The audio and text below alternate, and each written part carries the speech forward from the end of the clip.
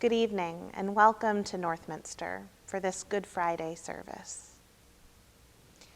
This is the night where we face our fears. This is the night when we allow the grief to expand rather than trying to compress it to make it fit into a manageable size. This is the night we acknowledge that the darkness is real, that we are here in the midst of it, that there's no use in denying it. And this is the night we see each other through to the end. Whether our Good Friday service has always been a part of your tradition, or if this is your first time joining us, we are grateful to have you with us tonight. On this night, more than ever, it is imperative that we walk this last stretch of the journey toward the cross, hand in hand, even when we can't physically do so. The church around the world has long held a tradition of observing Good Friday with a tenebrae service, one in which a candle is extinguished with each reading in the Passion narrative, until the service finally ends in darkness. Our service tonight will follow loosely in that tradition. It is only in fully embracing the journey through the darkness that we can fully enter the light that awaits us on the other side. Join us now on that journey.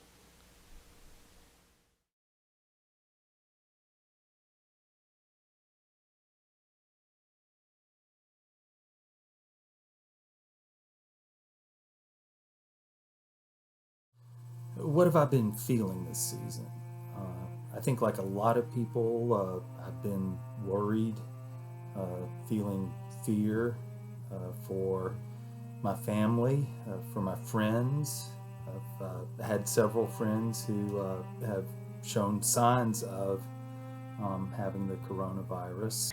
I'm feeling tired, angry, confined, and also grateful. Well, I don't feel anger unless I'm watching how poorly Trump grasps things. And I really get angry that people don't take the guidelines for social distancing very seriously.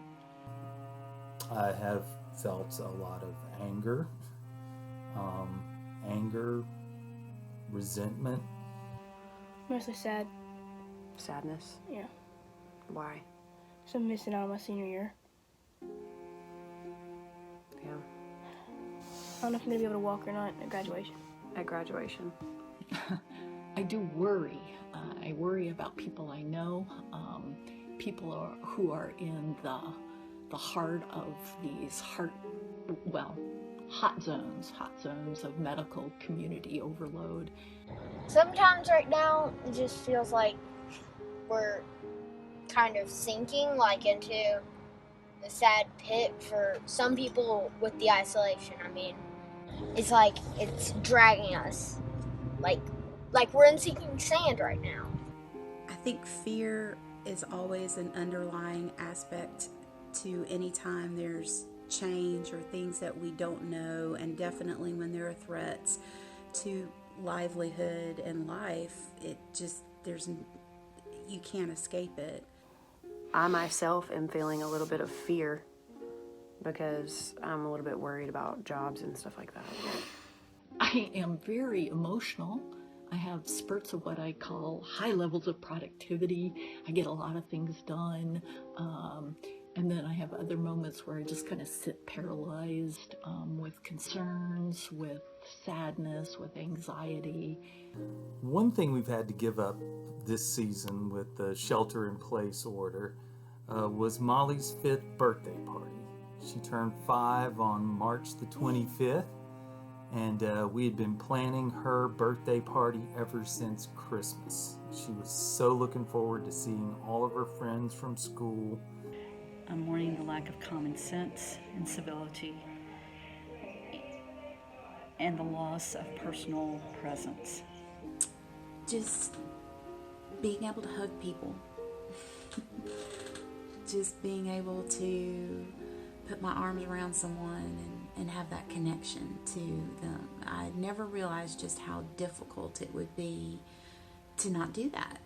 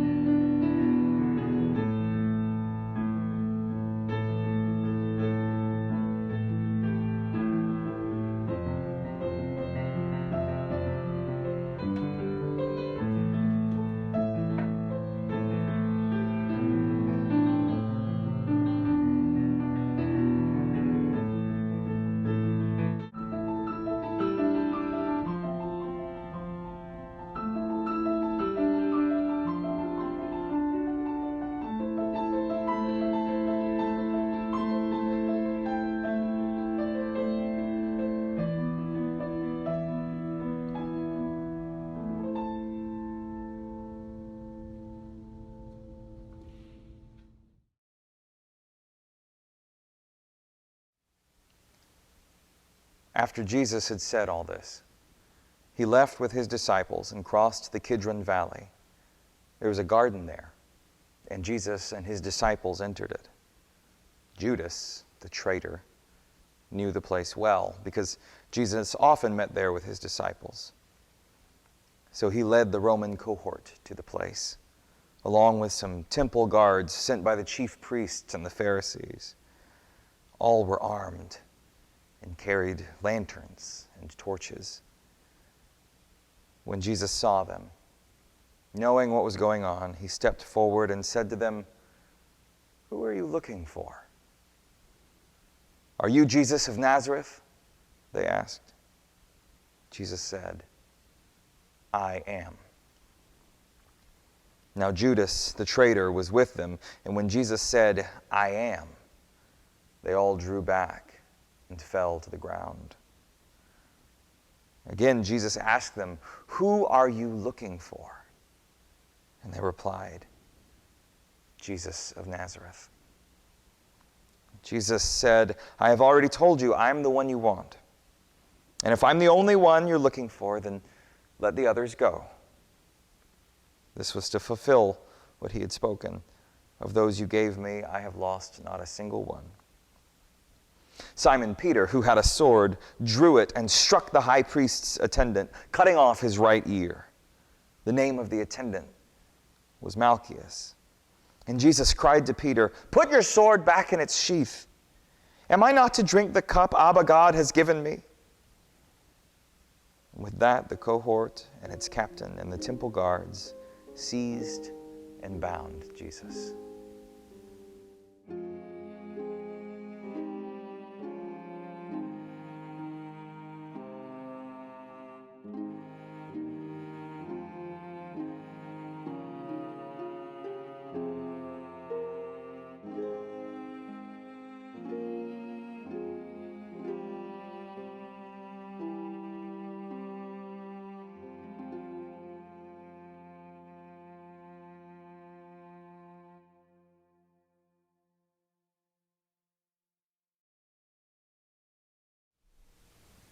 First, they took him to Annas, father-in-law of Caiaphas, who was high priest that year.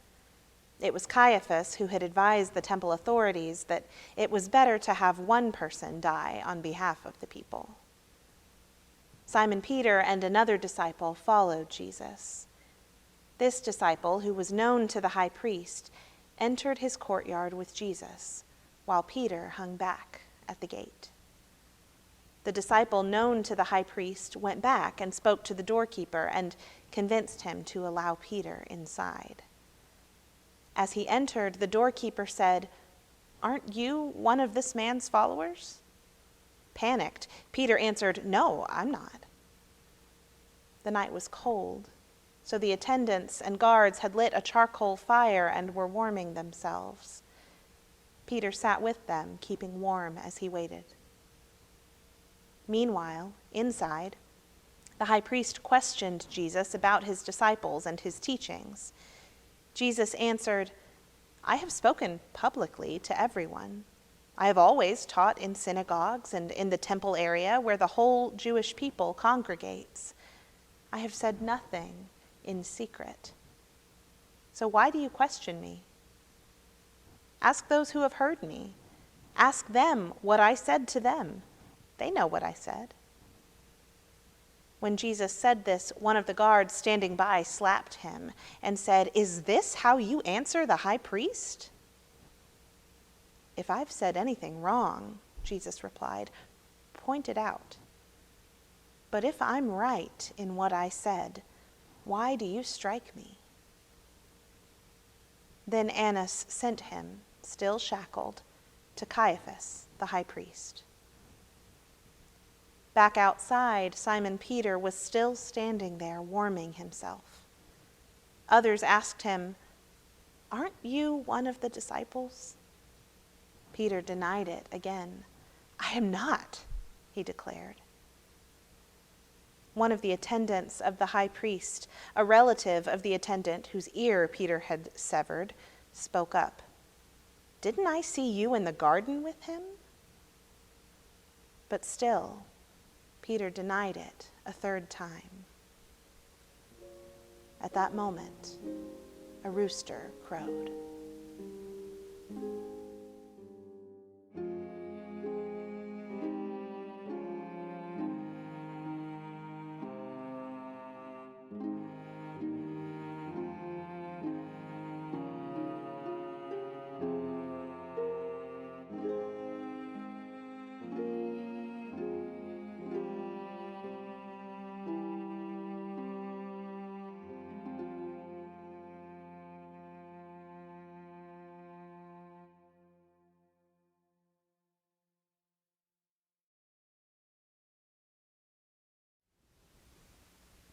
At daybreak, they led Jesus from the house of Caiaphas to the praetorium. The temple authorities didn't enter the praetorium, for they would have become ritually unclean and unable to eat the Passover Seder. So Pilate went out to them and asked, "What charges do you bring against this person?" They responded, "We wouldn't have brought him to you if he wasn't a criminal." And Pilate told them, "Take him yourselves, judge him by your own law." And the temple authorities replied, "We don't have the power to put anyone to death." This was to fulfill what Jesus had said about the way he was going to die. So Pilate re-entered the praetorium and summoned Jesus. "Are you the king of the Jews?" he asked. Jesus answered, "Do you say this of your own accord, or have others told you about me?" Pilate replied, "Am I Jewish?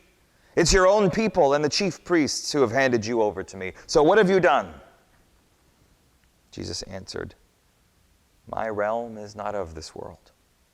If it belonged to this world, my people would have fought to keep me out of the hands of the temple authorities. No, my realm is not of this world." Pilate said, "So you are a king?" Jesus replied, "You say I am a king. I was born and came into this world for one purpose, to bear witness to the truth. Everyone who seeks the truth hears my voice." "Truth," scoffed Pilate. "What is truth?" With that, Pilate went outside and spoke to the people. "I find no guilt in him," he said. "But according to your custom, I always release a prisoner at the Passover. So, do you want me to release this King of the Jews?" And to his surprise, they shouted back, "No, not him. We want Barabbas. Barabbas was a robber. So Pilate ordered that Jesus be flogged. The soldiers responsible for him wove a crown of thorns and put it on his head.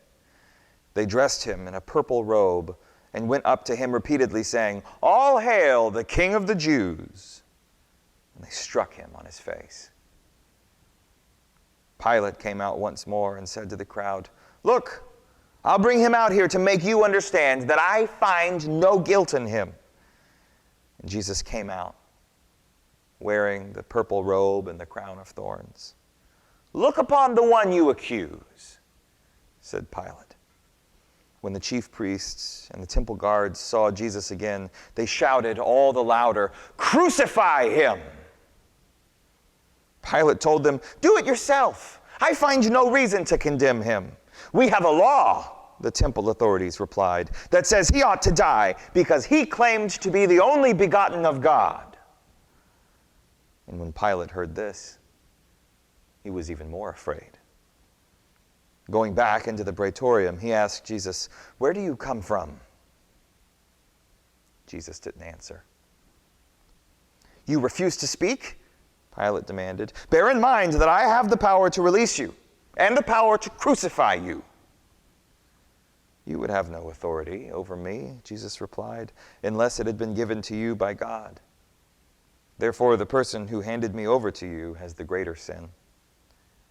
Upon hearing this, Pilate attempted to set Jesus free, but the crowd shouted, "If you set him free, you are no friend of Caesar. Anyone who claims to be a king defies Caesar." Hearing these words, Pilate took Jesus outside and seated himself on the judge's seat in the place called the pavement, Gabbatha in Hebrew. It was almost noon on the preparation day for the Passover. And Pilate said to the people, "Here is your king." "Take him away," they shouted. "Crucify him." Pilate asked, "Do you want me to crucify your king?" The chief priests said, "We have no king but Caesar."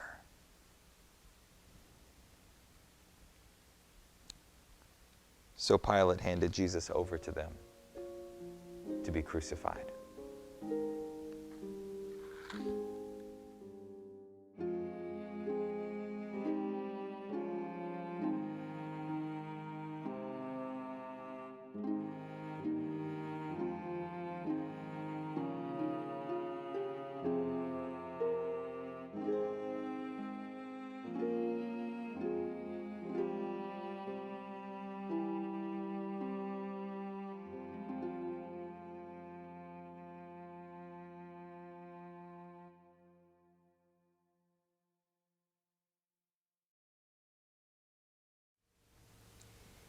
They took Jesus, carrying his own cross, to what is called the place of the skull, in Hebrew, Golgotha.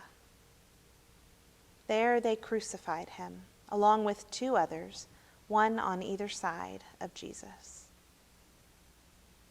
Pilate wrote a note and had it placed on the cross. It read, "Jesus of Nazareth, King of the Jews." The notice in Hebrew, Greek, and Latin was read by many people because the place where Jesus was crucified was near the city. The chief priests said to Pilate, "Don't write King of the Jews, but this one said, 'I am King of the Jews.'" Pilate replied, "I have written what I have written." After the soldiers had crucified Jesus, they took his clothing and divided it into 4 pieces, 1 piece for each soldier. They also took the seamless robe. The soldiers said to one another, "Let's not tear it. We can throw dice to see who will get it." This happened in order to fulfill the scripture, "They divided my garments among them, and for my clothing they cast lots." And this is what they did. Standing close to Jesus' cross were his mother, his mother's sister, Mary, the wife of Clopas, and Mary of Magdala. When Jesus saw his mother and the disciple whom he loved standing there, he said to his mother, "Here is your son." Then he said to his disciple, "Here is your mother." And from that moment, the disciple took her into his household. After this, Jesus knew that now all was completed, and to fulfill Scripture perfectly, he said, "I am thirsty." There was a jar of cheap wine nearby, so they put a sponge soaked in the wine on a hyssop stick and raised it to his lips. Jesus took the wine and said, "It is finished." Then he bowed his head and gave up his spirit.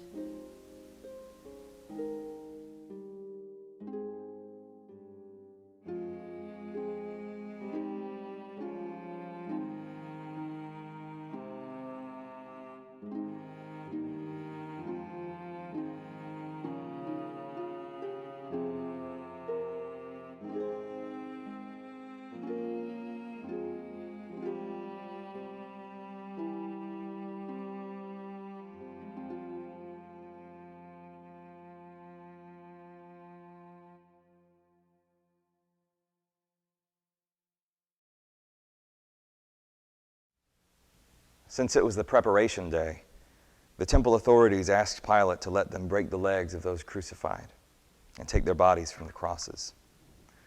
They requested this to prevent the bodies remaining on the cross during the Sabbath, since that particular Sabbath was a solemn feast day. So the soldiers came and broke the legs of the first one and then the other who had been crucified with Jesus. But when they came to Jesus, they found that he was already dead. So they didn't break his legs. One of the soldiers, however, pierced Jesus' side with a lance, and immediately blood and water poured out. This testimony has been given by an eyewitness whose word is reliable. The witness knows that this testimony is truth, so that you will believe. These things were done to fulfill the scripture, "Not one of his bones will be broken." And again, another scripture that says, "They will look upon the one whom they have pierced."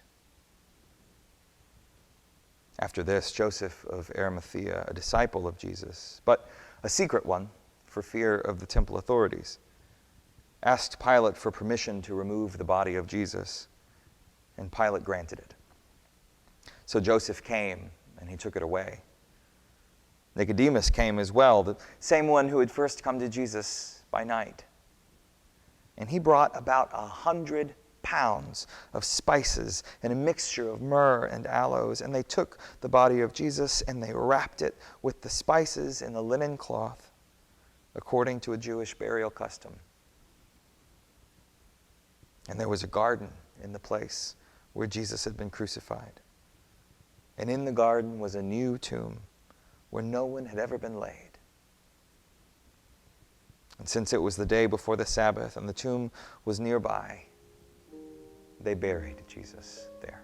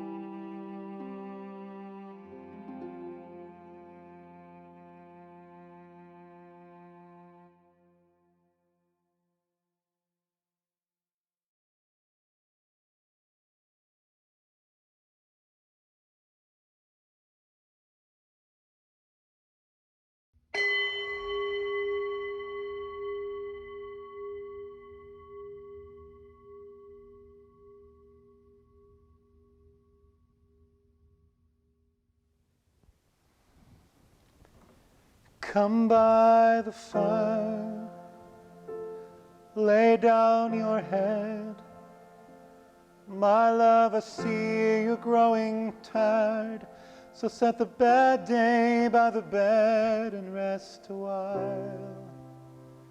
Your eyes can close. You don't have to do a thing but listen to me sing. I know you miss the world, the one you knew, the one where everything made sense because you didn't know the truth. That's how it works. Till the bottom drops out and you learn we're all just hunters seeking solid ground. Don't stop trying to find me here amidst the chaos. Though I know it's blinding, there's a way out. Say out loud. We will not give up on love now. No fear. Don't you turn like Orpheus. Just stay here. Hold me in the dark, and when the day appears, we'll say we did not give up on love today.